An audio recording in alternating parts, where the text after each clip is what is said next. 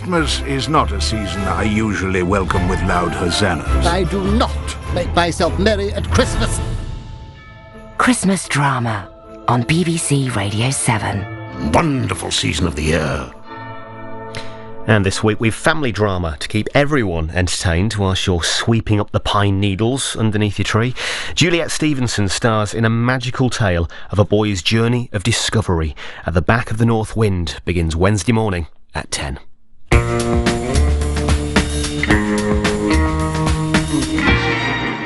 Now, Hugh Grant stars in P.D. James' debut crime novel, now on 7, originally published in 1962. This is part 1.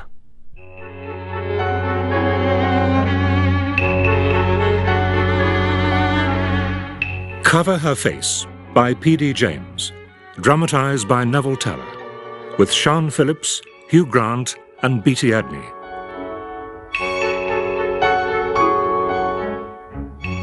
Exactly when and where did the killing begin? Oh, about the events themselves there was no mystery. It all came out in the trial, the newspapers. But at what moment did the actual murder start to happen? That was what bothered me for such a long time. I needed to work it out. So over and over again I traced back the events that led to the tragedy. And you know, at last I think I really did fix on the starting point. Thank you, Sally. We'll ring for you to clear. Yes, madam. So, that's Sally Jupp. Pretty young thing, isn't she? All that golden hair. A little too pretty for her own good, Doctor. Evidently. How do you like having a baby around the house again, Eleanor? The dinner party I threw at Martingale. That was the opening scene of tragedy. Martingale. Even in the 50s, it was an anachronism for ordinary middle-class people to be living in an Elizabethan manor house handed down through the generations. Sally's baby doesn't bother you, does it, Mother? Not at all. It's Martha I'm worried about. She needs the help, of course, but she's very conservative. I don't really know what she thinks of having an unmarried mother around her kitchen. I suppose we Maxies were an anachronism, leftovers from the interwar years. How on earth did we survive unscathed into the 1950s? Not that financial problems weren't looming even then. Mother and daughter don't see eye to eye on everything, but once Deborah had come back home after her husband's death, we were as one in scheming and planning. Cutting back here, economising there, employing untrained girls like Sally Jupp to help Martha. Our one aim was to see Stephen through his medical training and preserve his inheritance. We were determined that when Simon, bedridden and nearly helpless in an upstairs bedroom, finally slipped away, Stephen would succeed his father to the house and grounds, just as Simon himself had inherited them from his father. Oh, I shouldn't worry about Martha too much. An extra pair of hands about the place will soon overcome any moral scruples on her part. I'm not at all sure that moral scruples ought to be so easily cast aside, Doctor. But can you afford to take too moral a position, Miss Liddell? After all, as head of St Mary's Refuge, unmarried mothers are your bread and butter. Take Sally Jupp. Oh, a case in point, Dr. Maxie. A baby, and no father to fix an affiliation order on. At least the girl refuses to name him. Oh, yes, it's on practical experience that I base my views. And they are? In a word, I see no reason why a girl who's simply gone after a good time, quite regardless, should receive more consideration from society than a young married mother struggling to bring up a family decently and respectably. A few shillings from society don't go very far these days. This is a Christian country, my dear brother. The wages of sin are supposed to be death, not 8 bob of the taxpayers' money. Yet, Mrs. Risco, that's the position we've reached in this country. And if those seem like revolutionary ideas, then that's even further proof of the decline in our moral standards. An ordinary dinner party. Rather dull, really. Yet memory, selective and perverse, now invests it with an aura of foreboding and unease. In retrospect, it's become a ritual gathering of victim and suspects. Not all the suspects, of course. Felix Hearne, for one, wasn't at Martingale that weekend. Make the most of me, Felix, while you can. I can't really see my freedom lasting. Martha will certainly have her out in time, and I don't really blame her. She doesn't like Sally Jupp, and neither do I. Now, I wonder why that is, Deborah, my love. Is the girl perhaps chasing after your precious brother? Don't be vulgar, Felix. But to be honest, Stephen does seem rather impressed. I think it's because she asks his advice about the baby whenever he's at home. I've tried to point out that he's supposed to be a surgeon, not a paediatrician, but it doesn't stop her. You'll see for yourself on Saturday. And who else will be there, apart from the intriguing Sally Jupp? Stephen, of course. And Catherine Bowers. You met her the last time you were at Martingale. So I did. Rather poached egg eyes, but an agreeable figure, and more intelligence than you or Stephen were willing to allow her. If she impressed you so much, then our annual fete is a golden opportunity to give Stephen a break. He was rather taken with her once, and now she sticks to him like a limpet. It bores him horribly. By rather taken, I suppose you mean that Stephen seduced her. Well, he must find his own way out of that. I certainly shan't intervene. But I won't miss your fate. I have a feeling the weekend will be rather interesting. A house full of people all disliking each other is bound to be explosive. Oh, it isn't as bad as that. Very nearly. To start off with, Stephen doesn't like me. He's never bothered to hide it. I think he thinks we're having an affair. I sometimes wonder why we aren't. Well, one good reason is you don't really want to. I certainly don't want to fall in love again. You're right about that. Edward's death. I never want to go through all that again. But an affair, Felix. Darling Deborah, let me explain. Interrogation at the hands of the Gestapo affected people in different ways. Those that survived, of course. Some emerged determined to devote the rest of their lives to humanity. Others were convinced that life owed them some sort of recompense, and they've spent the last 10 years grabbing at any pleasure that comes their way. With me, it's different. I'm afraid I've become rather suspicious of life. It takes me longer and longer these days to commit myself to anything. I understand, Felix. No, honestly, I do. And by the way, I don't think Stephen does dislike you. Oh, yes, he does. And you don't like Catherine Bowers, which means she dislikes you and will probably extend her feelings to me. Martha and you dislike Sally Jupp, and she, poor girl, probably loathes you all. I suppose that pathetic creature Miss Liddell will be there. A more unsuitable person to run a home for unmarried mothers it would be difficult to imagine. Your mother doesn't like her, that I do know, so all in all this weekend is going to be a perfect orgy of suppressed emotion. Deborah! Collie said you were up here. Sorry I was out. Have you been waiting long? About a quarter of an hour. But I only came here on the off chance. I was having lunch with Felix. I suddenly thought I'd call in at the hospital before starting home. Lovely to see you, big sister. I've spent most of the time looking out of the window. Then you saw her? Yes, Stephen. I did see you and Sally Jupp. You could hardly miss all that golden hair, even from the 4th floor. Deb, I want you to look at something. Here, these tablets. Have you seen them before? Aren't they some of Father's? Where did you get them? Sally found them and brought them up to me.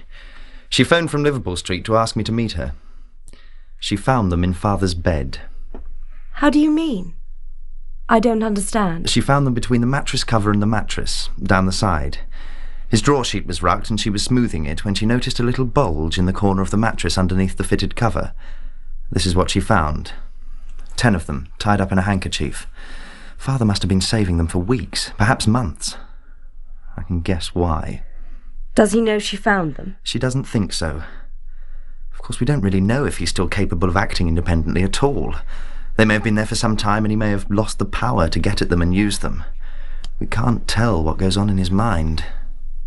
Trouble is, none of us has bothered to try. Except Sally. But Stephen, that isn't true. We sit with him, we nurse him, but he just lies there. He doesn't seem to notice people anymore. He isn't really Father. There's no contact between us. I have tried. I swear I have. But to deceive us all systematically and hide away 10 tablets one by one, it must have happened months ago. I can't believe he could manage it now, not without Martha knowing. She does most of the heavier nursing after all. Well, he obviously managed to deceive Martha. But I blame myself. I'm supposed to be a doctor. I ought to have thought. At least Sally treated him like a human being. She's very devoted to Father. She seems to be extending her devotion to you. What on earth do you mean? Why come all the way to London? Why not tell Mother about the tablets? Or me? Be honest now, Deb. You haven't done much to encourage her to confide in you, have you? What do you want me to do, hold her hand? I don't like her, and I don't expect her to like me. It's not true that you don't like her. You hate her. Well, at least she has a very vigorous champion in you. A pity you'll be safely here at the hospital when the trouble starts. What trouble? Why on earth assume Sally's going to make trouble? Because she's making trouble already, isn't she? But I suppose you find her less dreary than Catherine. Isn't it time you ended that affair gracefully? How? I'm a coward about these things. I've never found it particularly difficult. The art lies in making the other person believe they've done it. And if they won't cooperate? Men have died and worms have eaten them, but not for love. Look, you'd better take these tablets home. I'll put them in a bottle. Put this in the medicine cupboard in Father's room. And I think it'd be wiser if we took Father off the tablets altogether. I'll get a prescription made up in the dispensary. The same kind of drug, only in solution. Give him a tablespoonful at night in water, and do it yourself. Just tell Martha I've stopped the tablets. I'll explain it all to Dr. Epps when I see him on Saturday. Well, close the door behind you.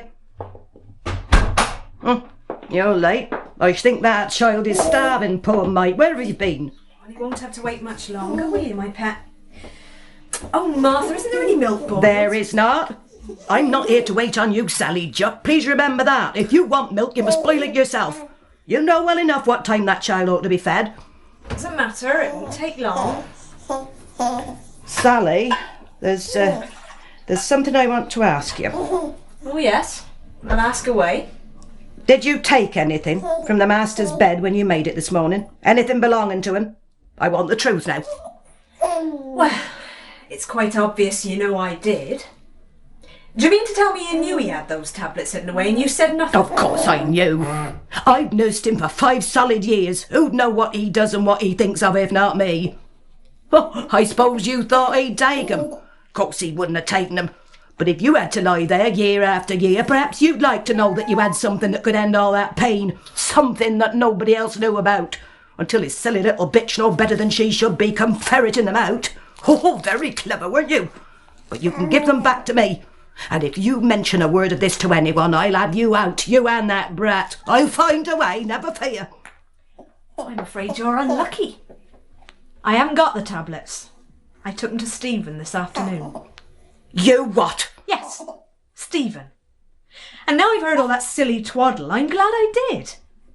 Just imagine Stephen's face if I were to tell him that you knew all along. You wouldn't. Why not? Dear, faithful old Martha. So devoted to the family. You don't care a damn for any of them, you old hypocrite, except for your precious master. What? Pity you can't see yourself. Washing and stroking his face, cooing to him as if he were a baby. It's indecent. Lucky for him he's half gaga. Being mauled about by you'd make any normal man sick. All right, my pet. Who's ready for his supper? You're a wicked, evil girl. And you deserve to be dead.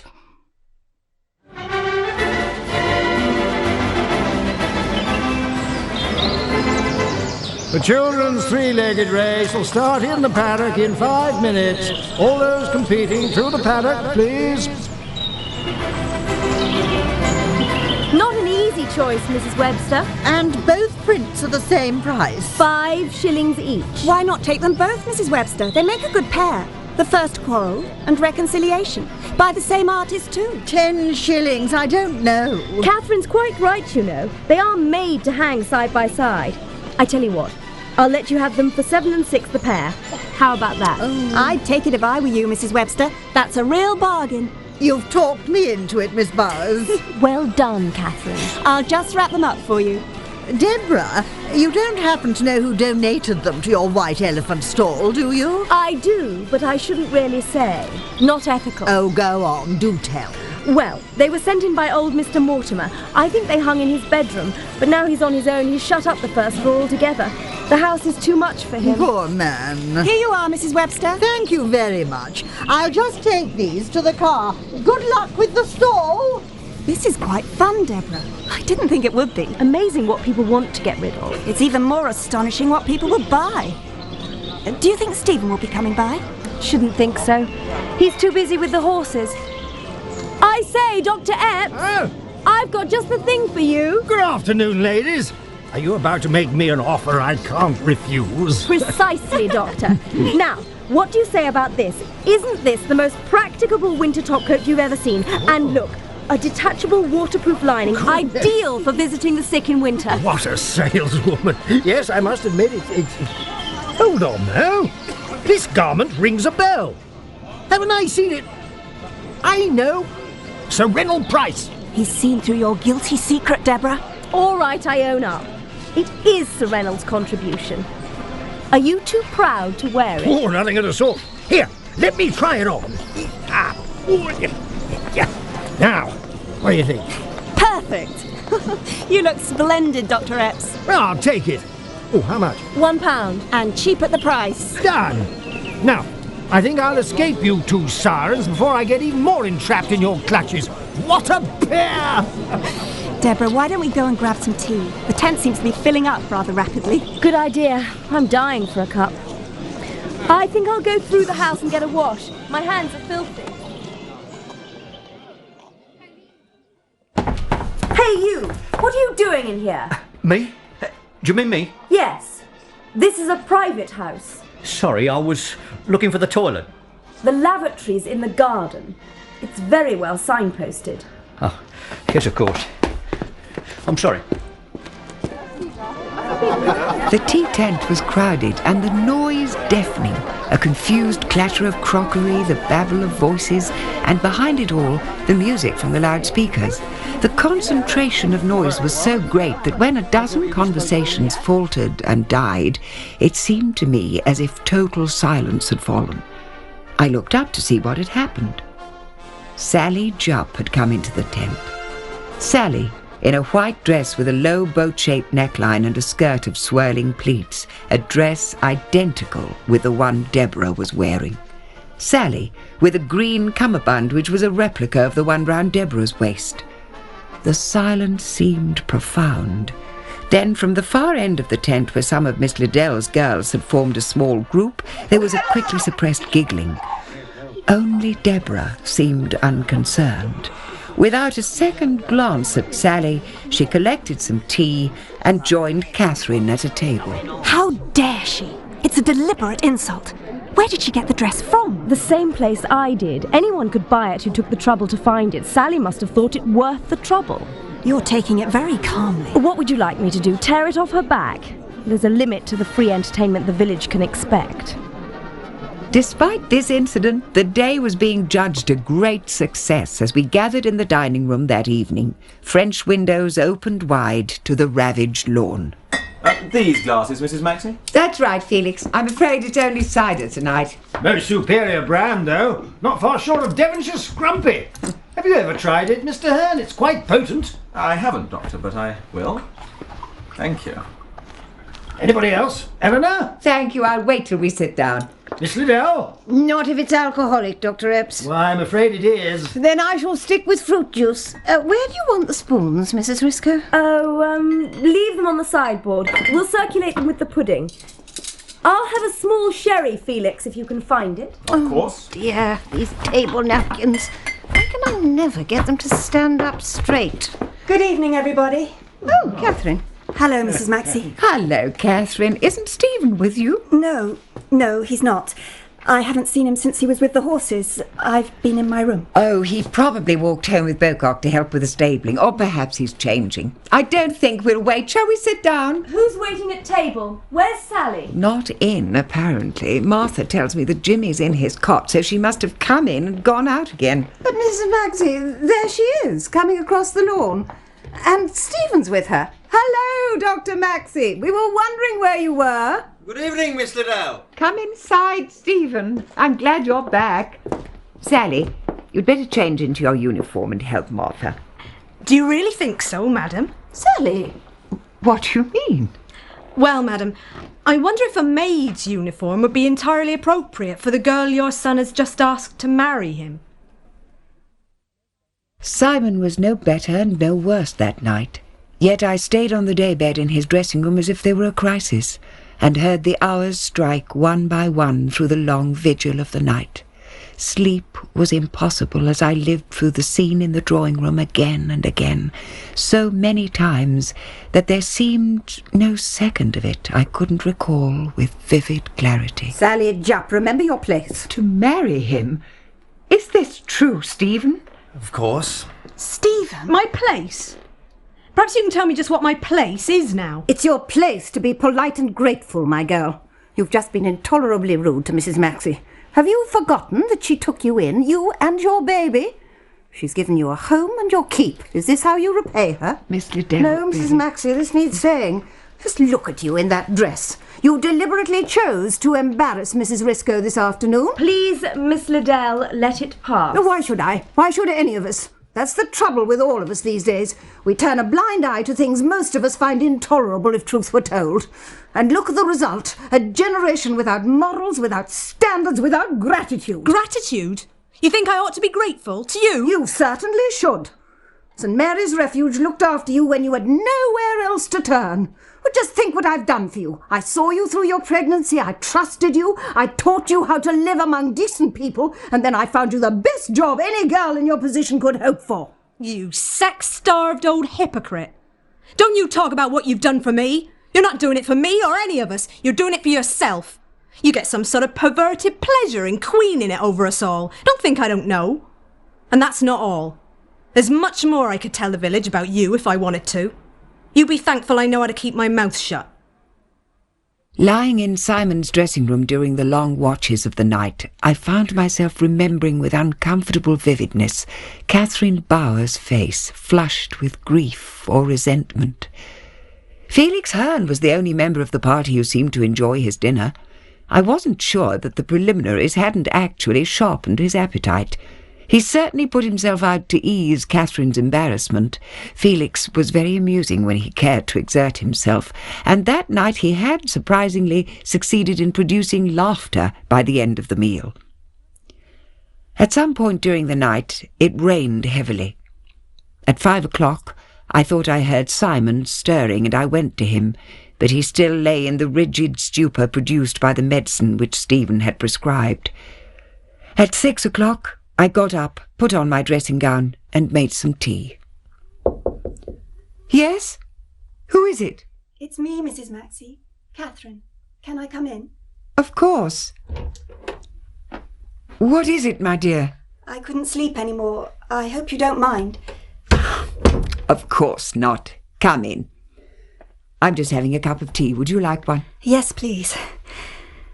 To be honest, I haven't slept much all night. The rain kept me awake for a long time, and then I woke very early with a headache. Oh, I'm sorry. Have you still got it? I'm afraid so.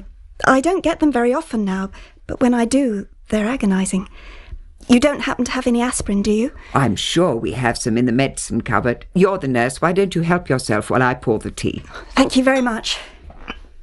Do you take sugar? Just one, please. There you are. Thank you. You know, Sally's announcement came as a great shock to me, Mrs. Maxie. It was a great surprise to us all. But I had hoped. I know you and Stephen were quite close at one time, Catherine, but I thought it was all over between you long ago. Well, clearly Stephen thought so too. But you... I still love him. I think I always will. I don't think you will, you know. It may sound a bit unfeeling, but by and large, people get over unrequited love. Yes, but is it really unrequited? That's my difficulty. When we were in love, it seemed so permanent. I can't believe that all we meant to each other has simply vanished into thin air. Perhaps what's happened to Stephen is a temporary infatuation. That's not unknown, is it, Mrs. Maxie? I have to find out. Do you see that painting up there? The nude? I was wondering. It seems somehow inappropriate. Do you like it? Well, yes. Yes, I do. You don't know who painted it? No. You don't mean my father? Yes, it's a Bowers. That means something these days, though not when I bought it.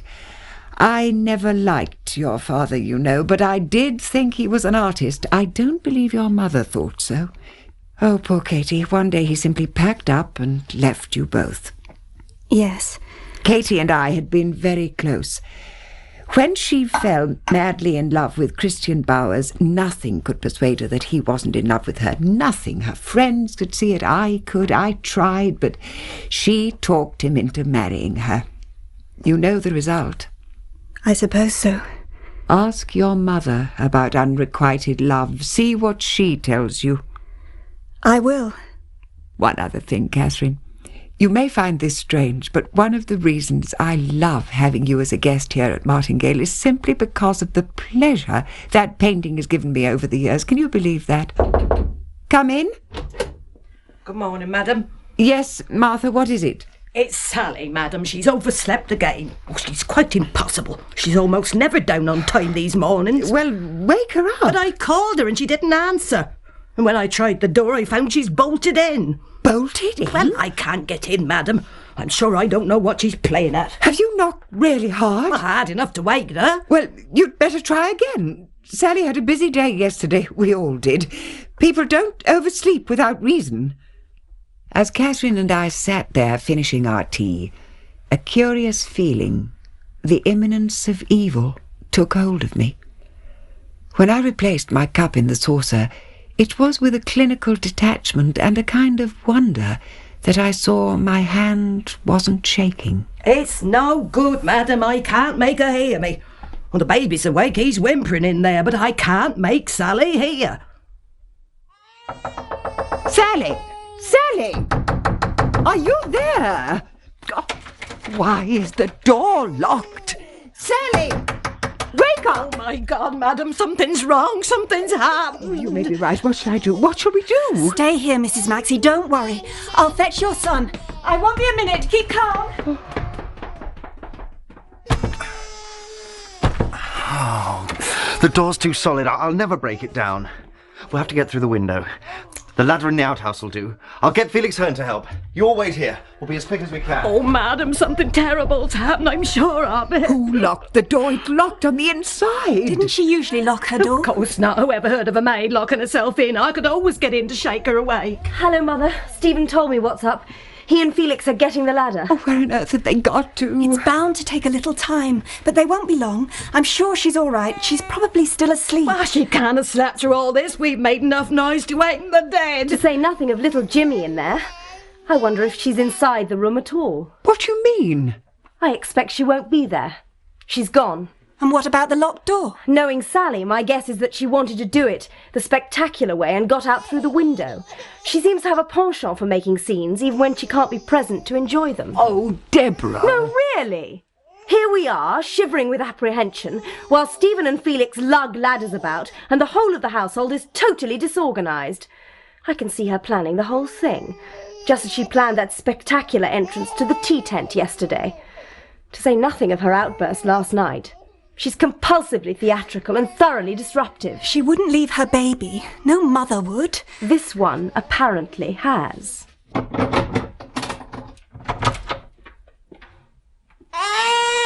Felix? What's happened? Let me in.